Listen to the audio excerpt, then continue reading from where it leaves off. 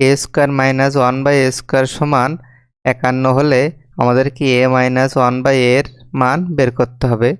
আমাদের দেওয়া আছে a স্কোয়ার মাইনাস 1/a² সমান 51। এখান থেকে আমরা লিখতে পারি a এর হোল স্কোয়ার মাইনাস 1/a এর হোল স্কোয়ার সমান 51।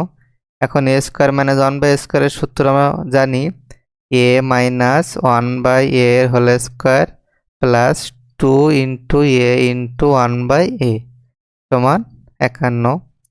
বা এখান থেকে a কাটা যাবে, a মাইনাস 1/a এর হোল স্কোয়ার সমান আমাদের বাম পাশের +2 ডান দিকে গেলে বিয়োগ হয়ে যাবে, অর্থাৎ 51 থেকে 2 বিয়োগ দিলে আমরা পাবো 49। বা a মাইনাস 1/a সমান বাম পাশের বর্গ ডান দিকে গেলে রুট বা বর্গমূল হয়ে যাবে। 49কে রুট করলে আমরা পাবো +-7। অপশানে খ হলো সঠিক উত্তর।